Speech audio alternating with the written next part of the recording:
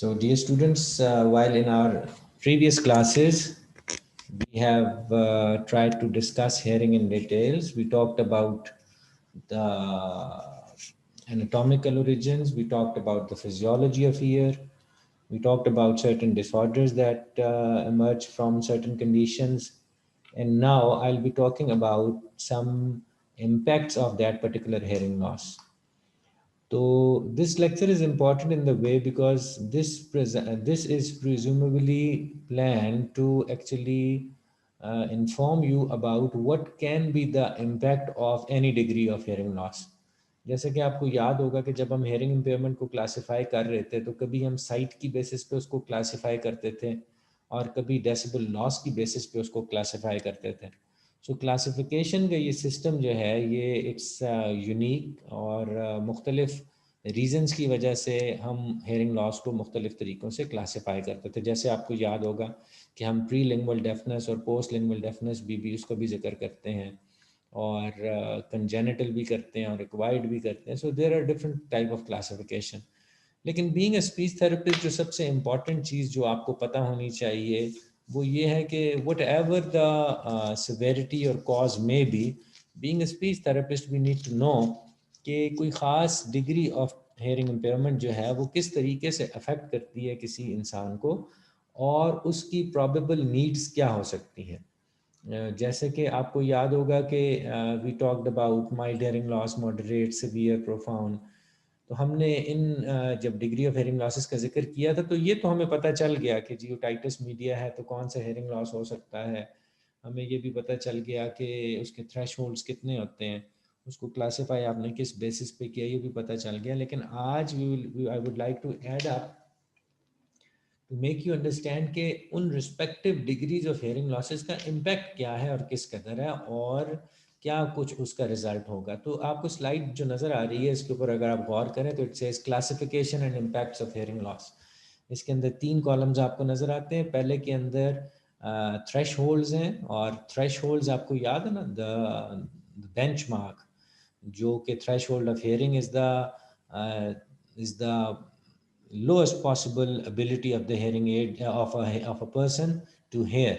सुनने की वो कम से कम सलाहियत. और बिल्कुल इसी तरीके से थ्रेशोल्ड ऑफ पेन किसको कहेंगे, जब एक नॉइज़ या वॉइस जो है वो आपके लिए इस कदर ज़्यादा हो जाती है कि पेन की फीलिंग स्टार्ट हो, that's called threshold of pain. तो यहाँ पर हम आपको हेयरिंग थ्रेशोल्ड्स का जिक्र कर रहे हैं और इनको DBHL के अंदर मेजर किया जाता है, डेसिबल्स हेयरिंग लॉस. सो दूसरे पे क्लासिफिकेशन है, आपने उसको क्लासिफाई करते हुए क्या नाम लिखा उसका, और थर्ड पे इम्पैक्ट है कि what are the outcomes of this degree of hearing loss. तो आप ज़रा गौर से देखिए तो सबसे पहले कॉलम में लिखा हुआ -10 to 15. और इसको हम इतनी हेयरिंग लॉस को हम क्लासिफाई करते हैं एज नॉर्मल हेयरिंग. सो वैसे तो हम रेफ़र करते हैं 0 डेसिबल्स को, लेकिन बाज़ औक़ात कुछ लोगों की हेयरिंग शार्प भी हो सकती है, वो माइनस में भी जा सकती है, लेकिन again we will consider it as normal. तो ये यूँ समझिए कि -10 to 15 जो है ये एक नॉर्मल हेयरिंग रेंज है. और इस हेयरिंग रेंज में एक इंसान जो है वो तमाम स्पीच साउंड सुन सकता है. Child can hear sound in speech even if they are very soft. बहुत हल्की हल्की आवाज़ें भी सुन सकता है अगर उसकी इतनी एबिलिटी है. तो नॉर्मल हेयरिंग जो है वो एक इंसान को इस काबिल करती है कि वो डे टू डे न सिर्फ ये कि एनवायरमेंटल साउंड्स को सुन रहा होता है, लेकिन बीइंग स्पीच थेरेपिस्ट हमारा इंटरेस्ट जो है वो स्पीच साउंड्स के अंदर, और हमने ये देखा था कि मुख्तलिफ साउंड्स की मुख्तलिफ फ्रीक्वेंसी होती है. So if you refer to the previous lecture तो आपको पता होगा कि वो जो ऑडियोग्राम आपके साथ लास्ट टाइम शेयर किया गया था उसके अंदर यू कुड सी के हाई फ्रीक्वेंसी साउंड जो थी वो भी आपको नज़र आती थी, लो फ्रीक्वेंसी साउंड्स भी नज़र आते थे. और एक वेल स्प्रेड चार्ट के ऊपर हमने आपके साथ शेयर किया था कि कौन सी साउंड किस फ्रीक्वेंसी से रिलेट करती है. सो अगेन वो पर्टिकुलर फ्रीक्वेंसी जो है वो इस बच्चे को सुनाई देगी बिकॉज इसकी हेयरिंग एबिलिटी बहुत अच्छी है और ये तो स्पीच साउंड सुन सकता है. अब जैसे ही आप नेक्स्ट लेवल पे जाते हैं जो कि 16 to 25 डेसिबल्स है, अब इसके अंदर आप गौर करें तो उसको हमने नाम दे दिया स्लाइट हेयरिंग लॉस. यानी कि स्लाइट मीन्स वेरी लिटिल, यानी कि माइल्ड से भी कम है. और उसमें होता क्या है कि चाइल्ड में have trouble hearing soft speech, soft sound और speech spoken from a distance. दूर से आने वाली आवाज़ जो है उसकी इंटेलिजिबिलिटी जो है हो सकता है इस शख्स के लिए प्रॉब्लम हो। और चूंकि इसको डे टू डे लाइफ में, यानी कि रोज़मर्रा जो औसत एक किस्म की कम्युनिकेशन स्टैंडर्ड्स हैं, वो तो ये नॉर्मली मीट कर लेगा, लेकिन जो डिस्टेंट साउंड्स होंगी, जो दूर से आने वाली आवाज़ें हैं, उसके साथ इसको प्रॉब्लम हो सकता है। और प्रॉब्लम की नौइयत जो है वो यही है कि वो बाज़ औक़ात हो सकता है कुछ वर्ड्स को मिस इंटरप्रेट कर जाए, या कुछ फ्रीक्वेंसीज को मिस कर जाए, जो कि तो बहुत दूर से ट्रैवल करके आ रही थी। सो लिहाजा स्लाइट हेयरिंग लॉस का थोड़ा सा, बहुत ही स्लाइट सा एक इम्पैक्ट है, जो कि आपकी लैंग्वेज को इस कदर अफेक्ट नहीं करता। अब ये दोनों केसेस ऐसे हैं, नॉर्मल और स्लाइट वाले, यहाँ पर लैंग्वेज की डेवलपमेंट बिल्कुल नॉर्मल होगी, क्योंकि डिस्टेंट साउंड को, दूर से आने वाली आवाज़ को एंगेज करना, उसका लैंग्वेज पे एज सच इतना इम्पैक्ट नहीं है। सो इसलिए इट इज़ वाइटल कि यू शुड अंडरस्टैंड कि स्लाइट हो या नॉर्मल हेयरिंग हो, ये ऐसी हेयरिंग रेंज हैं जिसके अंदर एक इंसान को लैंग्वेज बिल्डिंग के अंदर कोई इशू नहीं होगा। अब ये सारा कुछ इसलिए पढ़ा जा रहा है because we have established a relationship के, हेयरिंग लॉस का एक रिलेशनशिप है लैंग्वेज डेवलपमेंट के साथ, यानी कि ये दोनों इस तरीके से हैं कि इनवर्स रिलेशनशिप है। अगर हेयरिंग लॉस बढ़ता चला जाएगा तो लैंग्वेज डेवलपमेंट जो है वो अगेन मुतासर होगी। बल्कि इसका डायरेक्ट रिलेशनशिप हुआ ना कि लैंग्वेज और हेयरिंग लॉस जो है आपस में डायरेक्टली प्रोपोर्शनल है, कि अगर हेयरिंग लॉस बढ़ता चला जाएगा तो लैंग्वेज का लॉस भी बढ़ता चला जाएगा, और हेयरिंग लॉस कम होगा तो लैंग्वेज का गेन भी ज़्यादा होगा। इन दोनों सूरतों में अगर आप देखें तो हेयरिंग जो थी वो इम्पैक्ट कर रही थी लैंग्वेज को। अब सर आगे चलते हैं और देखते हैं कि अगर हेयरिंग लॉस जो है वो 26 टू 40 डेसिबल्स का हो जाए, इसको हम माइल्ड हेयरिंग लॉस कहते थे, आपको याद होगा। और इसके अंदर होता क्या है कि child will miss consistently speech sounds. This will be even more noticeable when there is a background noise or when the child is not standing close to the person speaking. अब ये देखिए 25 to 40 डेसिबल्स हो गया। अब 40 decibels होने के नाते क्या हुआ कि अगर तो बैकग्राउंड में कोई नॉइस मौजूद है तो इसकी इंटेलिजिबिलिटी पे फ़र्क पड़ेगा, और इसको जो है ना हेयरिंग जो है वो इसकी इतनी इफेक्टिव नहीं रहेगी। हो सकता है कि कुछ साउंड जो हैं, जो हाई फ्रीक्वेंसी साउंड्स हैं, वो मिस करना शुरू कर दे। डिस्टेंट आवाज़ें तो ऊपर वाला स्लाइड वाला भी मिस कर रहा था, लेकिन ये वाला जो है बच्चा, इससे भी ज़्यादा इसका प्रॉब्लम ये हो जाएगा कि ये कुछ स्पीच साउंड्स को थॉरली जो है वो मिस करना शुरू कर देगा। स्पीच और लैंग्वेज की डेवलपमेंट भी अफेक्टेड होगी। अफेक्टेड से मुराद ये है कि जो नॉर्मल डेवलपमेंटल माइलस्टोन्स थे, हो सकता है कि ये उसको उस तरीके से अचीव ना करे। He might be responding a bit slower, और ग्रेजुअल इसके अंदर लैंग्वेज डेवलपमेंट हो सकती है, लेकिन as compare to a hearing child इसकी लैंग्वेज जो है वो अफेक्टेड हो सकती है। Hearing aids will be likely to be beneficial, और इसके अंदर ये देखना है कि जो हेयरिंग एड्स हैं वो अब कुछ ना कुछ इसको फ़ायदा दे पाएंगे।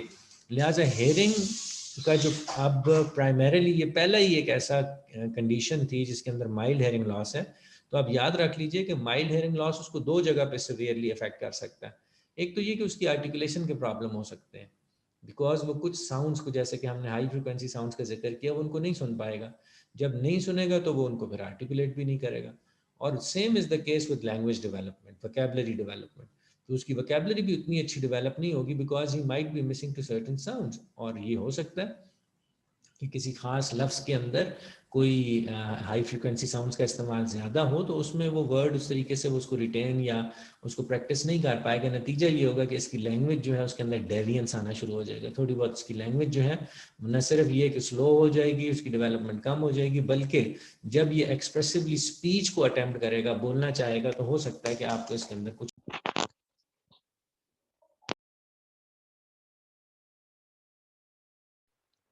सो एज यू कैन सी कि जैसे ही माइल्ड हेयरिंग लॉस हुआ तो इस बच्चे की स्पीच पे भी इफेक्ट होना शुरू हो गया और लैंग्वेज के ऊपर। और दिस इज़ द टाइम कि हम कंसिडरेशन शुरू कर देते हैं कि उस बच्चे को एक हेयरिंग एड डिस्पेंस कर दिया जाए, ताकि वो उसको बेनिफिट कर सके। ऑडियोलॉजिस्ट का रोल जो है वो सर्टेनली यहाँ से स्टार्ट हो चुका है। और ये बच्चा जो है क्लासरूम के अंदर, एक अगर इसकी प्लेसमेंट अच्छी कर दी जाए, टीचर के करीब कर दी जाए, ताकि ये थोड़ा सा लिप रीडिंग का भी सहारा ले, सो वो इसके लिए बेनिफिशियल हो सकता है। खिड़की से ज़रा इसको दूर बिठा दें, that will be handy for him. और बिल्कुल इसी तरीके से he should be sitting at a position, ऐसे एंगल पे इसको, बच्चे को बिठाएं, ताकि ये टीचर को फेस टू फेस जो है वो देख सके। और इसकी लर्निंग जो है, जो साउंड ये समझ नहीं पाया या सुन नहीं पाया, वो लिप रीडिंग के ज़रिए इसको थोड़ी सी एडवांटेज हो सके। तो ये इसकी एजुकेशनल नीड्स का भी मैंने आपके साथ जिक्र कर दिया। तो इम्पैक्ट तो ये हो गया कि इसकी लैंग्वेज डिले हो सकती है, इम्पैक्ट तो ये हो गया कि इसकी आर्टिकुलेशन एरर्स हो सकती हैं, और इम्पैक्ट तो ये था कि कुछ डिस्टेंट साउंड जो हैं वो भी मिस करेगा, और जो कुछ हाई फ्रिक्वेंसी साउंड है वो भी मिस कर सकता है। तो अब अगर इसकी एजुकेशनल नीड्स की बात की जाए, तो एक एजुकेशन नीड ये होगी कि इसको हेयरिंग एड लगाएं भाई, और दूसरा ये कि इसको टीचर के करीब बिठाएं, रोशनी का ख्याल रखें, इसकी पोजीशन का ख्याल रखें, और टीचर जो है वो एग्जेजरेट ना करे अपनी स्पीच को, और नॉर्मल अंदाज में इससे बात करने की कोशिश करे। तो दी ज़्यादा एजुकेशनल नीड्स जो कि यहाँ पे मेंशन नहीं है, but I have shared with you. अच्छा, बिल्कुल इसी तरीके से जब इससे अगला लेवल आता है, that 41 to 55 decibels hearing loss, जब ये वाला हेयरिंग लॉस है तो उसको हम कहते हैं moderate degree of hearing loss. अब मॉडरेट माइल्ड से डेफिनेटली ज़्यादा है, तो जो इम्पैक्ट पिछले को हो रहे थे उससे ज़्यादा ही इम्पैक्ट इस पे होंगे। जहाँ पर उसको आर्टिकुलेशन का एरर था, अब यहाँ पर क्या प्रॉब्लम हुआ कि child just barely hear speech at conversation level in a quiet environment and may और not be able to understand what's being said. अब यहाँ पर बड़ी एक इंटरेस्टिंग चीज़ जो आपको सामने नज़र आ रही है कि बच्चा जो है वो नॉइज फ्री एनवायरनमेंट में, जहाँ पर कोई एक्सटर्नल नॉइज नहीं है, वहाँ पर ये स्पीच को सुनेगा तो सही, लेकिन स्पीच को समझना जो है वो क्वेश्चनेबल। यानी कि ही विल बी अंडरस्टैंडिंग कि आवाज़ आ रही है, को मेरे से बात कर रहा है, उसको आवाज़ की परसेप्शन भी आ रही है, लेकिन द इशू इज़ कि क्या उसकी अंडरस्टैंडिंग हो रही है कि नहीं हो रही। So this is the question mark here, और ज़रूरी नहीं है कि वो बच्चा जो है इस डिग्री ऑफ हेयरिंग लॉस को होते हुए एक नॉर्मल इन्वायरमेंट के अंदर वो सुन सके। अच्छा, अगर उसी एनवायरनमेंट के अंदर को बैकग्राउंड नॉइस भी है, फिर तो ये नामुमकिनात में से हो जाएगा। बैकग्राउंड नॉइस में तो वो सुन ही नहीं सकेगा इस चीज़ को। और न सिर्फ ये कि बल्कि अब अगली और चीज़ें इसके साथ क्या होंगी, जब स्पीच की बात आएगी तो डेफिनेटली इस बच्चे के आर्टिकुलेशन एरर्स बहुत ज़्यादा होंगे, और ये बच्चा जो है लैंग्वेज में भी डिले होगा, और इसकी नॉर्मल लैंग्वेज डेवलपमेंट नहीं हो पाएगी अगर आप इसकी एम्प्लीफिकेशन नहीं करेंगे। तो एम्प्लीफिकेशन से क्या मुराद है? एम्प्लीफिकेशन से मुराद ये है कि आप बच्चे की हेयरिंग एबिलिटीज़ को जो है वो असिस्ट करें with the help of a hearing aid. Last time जब आप असिस्टिव टेक्नोलॉजीज़ की बात कर रहे थे, तो असिस्टिव टेक्नोलॉजीज़ का इसीलिए हमने इस्तेमाल रिकमेंड किया कि बच्चे जो हैं अपनी जो हियरिंग एबिलिटीज़ हैं उनकी वजह से कोई डिसएडवांटेज ना हो, और उनको हम इक्विप कर सकें कुछ ऐसे टूल्स के साथ कि वो अपनी whatever residual hearing they have got उसका बेनिफिट उठा सकें। सो इस बच्चे को तो हेयरिंग एड भी लगेगा, जैसे कि ऊपर हमने ऊपर वाले माइडू को एडवाइस किया था, like is the case with this one, कि मॉडरेट हेयरिंग लॉस के अंदर भी। अब नेक्स्ट क्वेश्चन कि इन बच्चों की फिर एजुकेशनल नीड्स क्या होंगी, child with moderate degree of hearing loss. तो जब आप एजुकेशनल नीड्स की बात करेंगे तो अगेन वही वाली सारी चीज़ें, कौन-कौन सी? इसकी प्लेसमेंट का ख़्याल करें, लाइट का ख़्याल करें, डिस्ट्रैक्शन का ख़्याल करें, साउंड ट्रीट कर लें, साउंड ट्रीटेड रूम में काम किया जाए। साउंड ट्रीटेड रूम कैसे कमरे हैं? ऐसे कमरे हैं जहाँ पर के साउंड की रिवर्बरेशन को प्रिवेंट किया जाता है, यानी कि आवाज़ के अंदर गूंज ना हो, नंबर 1। बिल्कुल इसी तरीके से डबल ग्लेज़्ड विंडोज़ लगाने से बाहर का शोर अंदर नहीं आएगा। पंखे के बजाय आप एसी लगा लें ताकि जो है वो पंखे की वजह से शोर ना हो। So there are lots of option available जो कि इस बच्चे को आप असिस्ट कर सकते हैं। बिल्कुल इसी तरीके से जब करिकुलम या कंटेंट की बात आएगी, तो कंटेंट को हो सकता है कि आपको इस बच्चे के लिए सिंप्लीफाई करना पड़े, बिकॉज़ ये डिग्री ऑफ हियरिंग लॉस जो है ये ऐसा हो गया कि अब इसकी लैंग्वेज जो है दूसरे बच्चे जैसी नहीं है, बल्कि इसकी लैंग्वेज खराब या डिलेड है। अब डिलेड लैंग्वेज के लिए, और ये आपके अगर रेगुलर क्लासरूम में बैठा है, इंक्लूसिव क्लास में बैठा है, तो हो सकता है कि आपको कंटेंट को चेंज करना पड़े, कंटेंट को मॉडिफाई करना पड़े इसके लिए, इसको अकोमोडेट करने के लिए। लिहाजा the next important thing what you should be considering is कि आप कंटेंट को भी कुछ इसके लिए एडजस्ट कीजिए, और द नेक्स्ट थिंग इज़ कि आप अपने इंस्ट्रक्शन के तरीक़ाकार को बदलाइए। इंस्ट्रक्शन का तरीक़ाकार से क्या मुराद है? इंस्ट्रक्शन का तरीक़ाकार जैसे कि while referring to my last lecture मैंने आपको बताया था कि at times these children appear to be understanding everything, लेकिन जब उनसे पूछा जाता तो perhaps they are not aware of it. So इसकी एक बुनियादी वजह ये है कि ये टेंडेंसीज पाई जाती हैं इन बच्चों में कि they behave as if they are following the directions, लेकिन वो डायरेक्शंस को फॉलो नहीं कर रहा। तो टीचर को बाज़ औक़ात अपनी स्टेटमेंट को रिवाइज़ करना पड़ता है, रीफ्रेज़ करना पड़ता है, ताकि एक बच्चे को जो है वो लैंग्वेज की परसेप्शन ज़्यादा अच्छे तरीके से हो सके। सो रीफ्रेजिंग का एक एक्स्ट्रा काम टीचर के ज़िम्मे पड़ जाता है। और उसके अलावा if the teacher has got skills about sign language, तो उसको ज़रूर चाहिए कि अपनी साइन लैंग्वेज, अपने एक्सप्रेशंस का इस्तेमाल भी करती जाए, चली जाए, राइटिंग का इस्तेमाल करे, उसके लिए हिंट्स, उसके लिए कार्ड्स, ये सारी वो चीज़ें जो कि उसकी जो अंडरस्टैंडिंग है उसको बेहतर करती चली जाएंगी। सो जहाँ पर फिजिकल प्लेसमेंट के तो एलिमेंट्स थे ही थे, लेकिन नाउ वी जस्ट रियलाइज कि हमें इंस्ट्रक्शन के लेवल पर, हमें एवेल्युएशन के लेवल पर, और हमारी जो दूसरी डोमेन्स हैं, उनको अंदर आपको इसको एडजस्ट करना पड़ेगा। फॉर एग्ज़ाम्पल मॉडिफिकेशन के लिए आप ये ज़हन में रखिएगा कि बाज़ औक़ात हमें अपने कंटेंट को एक्सेसिबल बनाने के लिए, चूँकि हमारा बच्चा जो है वो इतना स्मार्ट नहीं था due to his hearing challenges, तो हमने उसके लिए अपने कंटेंट को मॉडिफ़ाई किया। मॉडिफ़िकेशन का सिर्फ़ ये मकसद था कि मेरा बच्चा उसको एक्सेस कर सके। सो एक्सेसिबिलिटी को इंश्योर करने के लिए, उसके चैलेंजेस को कम करने के लिए हम मॉडिफाई करते हैं ताकि हमारा बच्चा जो है अकोमोडेट हो जाए उसी कंटेंट के साथ। लिहाजा ये यहाँ पर आपने देखा कि इस बच्चे की एजुकेशन नीड्स थोड़ी सी बढ़ गई। Moving ahead 56 to 70 decibels. अब कंडीशन ये है जी कि मॉडरेटली सीवियर हियरिंग लॉस है उस बच्चे को, यानी मॉडरेट से to he is inching towards severe degree of hearing loss, यानी कि 56 एंड 70। तो यहाँ पर क्या हुआ उसके साथ? हुआ ये कि the child may hear some speech sounds but will be unable to understand speech without hearing aids. Speech and language development will be delayed, hearing aids are required. Again ये जाहिर है उससे अगला एक लेवल है, तो यहाँ पर उसके जो चैलेंजेस हैं वो इंक्रीज कर गए। अब ये वाला बच्चा जो है जब 56 तक पहुंच गया, तो आपको पता है ना स्पीच की जो रेंज थी वो 40 टू 60 तक थी, या 40 टू 55 बाज बुक किताबों में मेंशन की जाती है। वो जो 40 टू 65 डेसिबल उसका था स्पीच का लेवल, तो ये तो उससे आगे चला गया। अब ये 56 पे पहुंच गया। 56 पे आने की वजह से तो ज्यादातर तो ये स्पीच साउंड मिस करता है, यानी कि जितने भी वॉइसलेस कॉन्सोनेंट्स थे ये सारे के सारे मिस करता है। हाँ, हो सकता है कुछ वॉइस्ड कॉन्सोनेंट सुन ले बगैर हेयरिंग एड के, या कुछ वॉवल्स की आवाज जो है ये सुनना शुरू कर दे या सुनता हो, लेकिन वॉइस्ड या वॉवल्स ही करने से तो लैंग्वेज हमें इंटरप्रेट नहीं होती। लिहाजा इस बच्चे को सीवियर किस्म का एक लैंग्वेज डिले जो है वो मुतवक्को है। और उसकी इस चीज़ को इंश्योर करने के लिए कि वो उसका डैमेज लैंग्वेज का इतना ज़्यादा ना हो और उसकी लैंग्वेज के अंदर प्रोग्रेशन जारी रहे, आपने इसको एम्पलीफिकेशन के लिए ज़रूर एडवाइस करना है। Amplification is again a hearing aid, और न सिर्फ हियरिंग एड दें बल्कि इसके साथ अगर आप इसको असिस्टिव टेक्नोलॉजी और असिस्टिव एड्स की मदद से इसको आप एजुकेट करेंगे और इसको ग्रूमिंग करेंगे इसकी स्पीच में, तो he is more likely to develop rather at ease. बिल्कुल इसी तरीके से जब एजुकेशनल नीड्स की बारे में बात करूंगा तो ऊपर वाली सारी चीज़ें आएंगी इसके साथ। कौन कौन सी चीज़ें थी ऊपर? ऊपर थी इसकी प्लेसमेंट थी, लाइट थी, सीटिंग अरेंजमेंट थी, उसके अलावा फिर हमने देखा कि कंटेंट के अंदर कुछ मॉडिफिकेशन अकोमोडेशन की यहाँ पर, और हेयरिंग एड दिए थे। उसके अलावा यहाँ पर आपको हो सकता है कि आपको लैंग्वेज डेवलपमेंट के लिए इसकी ऑडिटरी ट्रेनिंग भी आपको करनी पड़े, और एडिशनल, बल्कि ये इससे ऊपर वाले केस में भी ऑडिटरी ट्रेनिंग जो थी वो रिकमेंडेड हो सकती है कि आप उसके ईयर को ट्रेन करें। देखें, ऑडिटरी इन अटेंशन हियरिंग इम्पेयर्ड बच्चों का एक खासा है। इट्स मोर लाइकली कि हमारे ये बच्चे जो हैं ऑडिटरी तौर पर इतने अटेंटिव नहीं होते।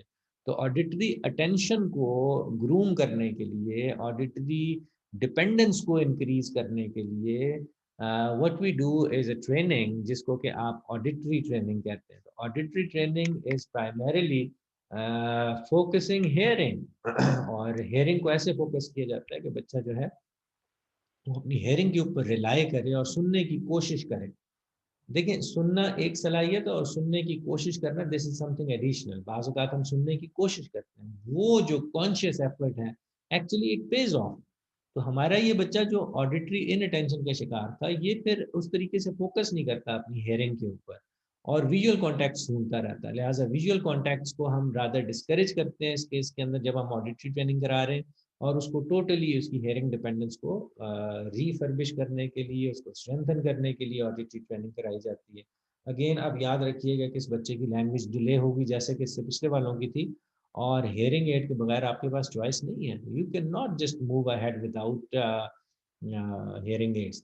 अब सवाल ये पैदा होता है कि hearing aid, why hearing aid? भाई इस हेयरिंग एड इसलिए बिकॉज बगैर हेयरिंग एड के लैंग्वेज डेवलप नहीं होगी। हमारी जो क्लासिफिकेशन जिसको हम अपने सामने रखे बैठे हैं, वो क्लासिफिकेशन है जिसकी बेसिस पे हम इंटरवेंशन करना चाहते हैं कि ताकि उस बच्चे की लैंग्वेज डेवलप हो सके। तो लैंग्वेज तो तभी डेवलप होगी if you have got right amplification with him, और वो उसको आप फिर ऑडिटरी ट्रेनिंग करेंगे, उसकी स्पीच थेरेपी करेंगे, that is when he is more likely to develop speech. Unaided तरीके से ये बच्चा लैंग्वेज डेवलप नहीं कर पाएगा। यानी कि अगर आपने उसको एम्पलीफिकेशन ना दी ना, तो ये बच्चा उसको मैनेज नहीं कर पाएगा। Then comes severe hearing loss। वो तो था जी moderate to severe, now this is severe hearing loss, 70 to 90। child may detect loud sounds in the environment but not hear normal conversation speech। child requires hearing aid in order to learn to speak, sign language could be an option। अच्छा, यहाँ पर situation बिल्कुल जो है ना वो थोड़ी सी change होती है, हमें नजर आती है। हुआ ये कि वो पिछला वाला बच्चा जो था जिसको कि मॉडरेट डिग्री का हेयरिंग लॉस था या मॉडरेट टू सीवियर डिग्री थी, he was actually listening to some loud sounds, और लाउड स्पीच साउंड वो सुनता था। लेकिन यहाँ पर जरा देखें कि बगैर एम्पलीफिकेशन के वो तो कुछ भी नहीं सुन पा रहा, और वो सुनता क्या है, सिर्फ लाउड एनवायरमेंटल साउंड। यानी कि कन्वर्सेशन तो बिल्कुल ही आप माइनस कर देना, कन्वर्सेशन की रेंज से तो बच्चा बिल्कुल बाहर आ गया। Now he is only left with an option कि एनवायरमेंटल साउंड जो है वो सुन रहा है, और एनवायरमेंटल साउंड्स के अंदर अगेन फिर कन्वर्सेशन तो नहीं आएगी। तो लिहाजा कन्वर्सेशन के लिए आपको उसको एम्पलीफाई करना पड़ेगा ताकि वो कन्वर्सेशन को भी रिस्पॉन्ड करना शुरू करे। एम्पलीफिकेशन देंगे, हेयरिंग एड देंगे, नतीजा ये निकलेगा कि उसके थ्रेश बेहतर हो जाएंगे, और एडेड थ्रेश की मदद से वो कुछ ना कुछ स्पीच साउंड या कन्वर्सेशन जो है उसको मॉनिटर करना शुरू कर देगा। Now again it depends upon the type of hearing. आप जरा गौर कीजिए, आपने लास्ट लेक्चर की तरफ में हमने कुछ उसके अंदर देखे थे different types of hearing aid. कुछ जो थी वो ज़रा ओल्ड टेक्नोलॉजीज थी, कुछ नई टेक्नोलॉजी का हमने जिक्र किया। कुछ हेयरिंग एड हमने जैसे बॉडी वॉर्न हेयरिंग एड्स का जिक्र किया था। अब ये हेयरिंग एड ऑब्सोलीट हो गए, इनकी परफॉर्मेंस भी इतनी अच्छी नहीं थी बिकॉज इसके अंदर कुछ वायर्स हैं, कुछ लूप्स हैं, और ये आपकी बॉडी के साथ अटैच्ड है, बार बार मूव करता है, नतीजे में उसके अंदर डिस्टॉर्शन ज़्यादा होती हैं। फिर उसके बाद आगे हमारे डिजिटलाइज हेयरिंग एड्स, कुछ बिहाइंड द ईयर थे, कुछ इन द ईयर। इन सब की अपनी अपनी कैपेसिटीज होती हैं। सो अपनी अपनी कैपेसिटी, अपनी अपनी आउटपुट होती है। सो आउटपुट हेयरिंग एड का क्या होता है? आउटपुट हेयरिंग का एड कहते हैं कि उसका गेन कितना है, how much he has given the gain to the child. और मैं आपको एग्जांपल यूँ देता हूँ कि एक बच्चा जो है 70 डेसिबल्स तक उसका थ्रेशोल्ड था, 70 डेसिबल्स। मैंने उसको एक हेयरिंग एड ऐसा दिया जिसकी जो आउटपुट थी या जिसका जो गेन है वो 20 डेसिबल है। तो जब वो बच्चा हेयरिंग एड यूज़ करेगा तो अब उसका थ्रेशोल्ड 70 नहीं रहेगा, बल्कि उससे ऊपर होके 50 पर आ जाएगा। और ये जो गैप है इसको हम कहेंगे कि ये हेयरिंग एड की वजह से उसको गेन हुआ, तो ये उसकी पावर कहलाती है। तो पावर जो है हेयरिंग एड की मुख्तलिफ वेरी करती है फ्रॉम इट्स टाइप्स, और टाइप के मुताबिक है कि मुख्तलिफ हेयरिंग एड्स की मुख्तलिफ कैपेसिटीज और मुख्तलिफ पावर्स हैं, जिसके नतीजे में उनके गेन जो है वो मुख्तलिफ होते चले जा रहे हैं। और उसके अलावा हेयरिंग एड्स के अंदर एक ये फ़र्क होता है, कुछ डिजिटलाइज्ड होते हैं जो डिजिटली मॉनिटर किया जाता है, और कुछ ऐसे हैं जिनके जो कि एनालॉगस होते हैं जिनको कि आप मैनुअली, और ये मैनुअली एनालॉग तो ख़त्म ही होते जा रहे हैं, बल्कि हो चुके हैं कि मैनुअल तरीके से तो उनकी एडजस्टमेंट अब नहीं की जाती। तो अब टेक्नोलॉजीज ऑब्सोलीट भी हो जाती है ना। तो ये जो पुराने वाले हेयरिंग एनालॉगस होते थे अब डिजिटलाइज्ड है, वो प्रोग्रामेबल है, वो प्रोग्राम कर दिए जाते हैं। जिस फ्रिक्वेंसी को एम्पलीफाई करना होता है उसको प्रोग्राम करके सिर्फ उसी को एम्पलीफाई किया जाता है, हर साउंड को वो एम्पलीफाई नहीं करता। लिहाजा वो तो टेलर मेड हो गया, अपनी ज़रूरत के मुताबिक आप उसकी जो है वो मैपिंग कर सकते हैं अपने हेयरिंग एड की। नतीजा ये निकलता है कि वो आपको ज़्यादा बेनिफिट करता है। अच्छा जी, तो अब बात हो रही थी कि ये सिर्फ इन्वायरमेंटल साउंड को सुन सकता है, जब स्पीच साउंड तो सुने कोई नहीं, लिहाजा लैंग्वेज तो डेवलप होनी नहीं है। लिहाजा अब क्या किया जाए? तो यहाँ पर एक स्टेटमेंट लिखी हुई है, sign language could be an option, as an option you can use. अब ये बड़ी एक इंटरेस्टिंग डिबेट यहाँ पर स्टार्ट हो जाती है कि who who is who is the person that has the right कि ये बच्चा कम्युनिकेट करेगा या साइन लैंग्वेज करेगा। देखो कितना इंपॉर्टेंट डिसीजन है कि मैंने इस बच्चे को स्पीच सिखानी है या मैंने इस बच्चे को साइन लैंग्वेज सिखाना है। भाई साइन वाली भी एक लैंग्वेज है, स्पीच भी एक लैंग्वेज है। लिहाजा स्पीच और लैंग्वेज वर्बल बनाना है उसको या उसको साइंस की तरफ लेके जाना है, all depends upon a decision, और वो डिसीजन कौन करता है? So at times parents have the right to decide on that thing. आप बीइंग स्पीच थेरेपिस्ट, आप बीइंग प्रोफेशनल, आप तो सिर्फ एक अपना कंसेंट दे सकते हैं, और कंसेंट देने के बाद the parents have the decision. और डेफिनेटली उस एनवायरनमेंट का भी ख्याल रखा जाए, और बच्चा खुद, बच्चे का भी अगर कंसेंट हो जाए तो बहुत अच्छी बात है। तो ये ऑप्शन हो सकती है साइन लैंग्वेज की, जिसको यूटिलाइज किया जा सकता है। अगेन क्लासरूम प्लेसमेंट की बात करेंगे तो दिस इज द चाइल्ड जो कि फिर रेगुलर क्लासरूम इसके लिए मुश्किल हो जाएगा। इसके लिए तो आपको स्पेशलाइज्ड क्लास चाहिए होगी, इसको 1-to-1 क्लास चाहिए होगी, इसको भी ऑडिटरी ट्रेनिंग चाहिए अगर आपने स्पीच को अटेम्प्ट करना है। एक कॉन्सेप्ट है oral aural approach, oral aural के कानों से सुनना है या मुंह से बोलना है। क्या आप ओरल ऑरल अप्रोच जो है वो करना चाहते हैं या नहीं, यानी कि सुन के बोलना चाहते हैं, या आप फिर दूसरी नॉन वर्बल कम्युनिकेशन की तरफ जाना चाहते हैं? तो ये एक डिसीजन था, दिस वाज एन इशू, और इस इशू को एड्रेस करना है सबके कंसेंट की मदद से, ताकि एक आपके पास एक सपोर्ट जो है वो तमाम लोगों के साथ रहे, ताकि आप उसको अचीव कर सकें। सो अनफॉर्चुनेटली इनफ बाज़ पेरेंट्स जो हैं वो कन्विंस नहीं होते, और दे कीप ऑन पुशिंग कि जी हमने स्पीच ही करनी है, स्पीच ही करनी है। तो उनको ये बताना भी मकसूद होता है कि what is the real objective, हम क्या ये काम कर पाएंगे कि नहीं कर पाएंगे। ये बड़ा एक इम्पॉर्टेंट एक डिसीजन है, जिसमें कि सभी की कन्वेंसन करने की ज़रूरत हो सकती है। 90 डेसिबल प्लस हो जाए तो प्रोफाउंड हेयरिंग लॉस है जी। और ये प्रोफाउंड हेयरिंग लॉस इस कदर है कि आप बच्चा एनवायरमेंटल साउंड से भी गया, अब तो वो सिर्फ वाइब्रेशंस महसूस करता है, जो आपके मोबाइल के अंदर वाइब्रेशंस है उनको महसूस कर सकता है। चाइल्ड मे और may not receive benefit from traditional. आम हेयरिंग एड तो इसके किसी काम के नहीं है। जिन तो आम हेयरिंग एड की एक लिमिट है, उसका एक गेन है, उसका एक आउटपुट है, लेकिन इसको तो बहुत ज़्यादा आउटपुट चाहिए ना, तो ये तो यहाँ पर काम नहीं करेगा हो सकता। इट कॉक्लियर इम्प्लांटेशन और the use of sine language, दो ऑप्शन है, या कॉक्लियर इम्प्लांट करा दो, कॉक्लियर इम्प्लांट के नतीजे में उसका कॉक्लियर रिवाइव हो जाएगा, कॉक्लियर रिवाइव हो जाएगा तो वो कम्युनिकेट करने के काबिल हो जाएगा, वो सुनना शुरू कर देगा। आप auditory training, auditory verbal therapy करेंगे, उसकी लैंग्वेज बिल्डिंग करेंगे, नतीजा ये निकलेगा कि उसके पास लैंग्वेज आ जाएगी, वो बोलना शुरू कर देगा। और दूसरी ऑप्शन ये है कि if you can not do it, then your next option is sign language. Sign language is not a poor option at all. हमारे यहाँ इट्स वेरी अनफॉर्चुनेट कि हम ये समझते हैं कि शायद साइन लैंग्वेज बुरी चीज़ है। Sign language is a mean of expression, चाहे को वर्बल है या sign, the idea is communication. Speech therapist हरगिज ये डिसाइड नहीं करता कि मैंने ही इसको बुलवाना ही बुलवाना है। But look for the options available, look at the degree of deafness, look at the motivation of the person, look what he does, what he wants to do. So at times आपको sign language भी teach करनी पड़ती है, आपको science भी सिखानी, because हमारा agenda है कि वो कम्युनिकेट करें।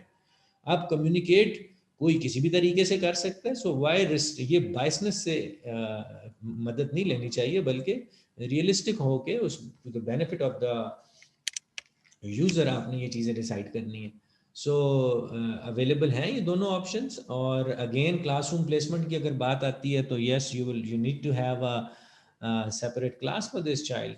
और इसके क्योंकि इसका पढ़ाने का तरीका ही मुख्तलिफ हो जाएगा, ये तो स्पेशल एजुकेशन की प्रॉपर डेफिनेशन में आ जाएगा कि इसके लिए तो एक स्पेशलाइज सेट ऑफ इंस्ट्रक्शन चाहिए, आपको कंटेंट को मॉडिफाई करना है, अकोमोडेट करना है इसके लिए, एंड अल्टीमेटली आपका जो मेथड ऑफ इंस्ट्रक्शन है वो बदलेगा।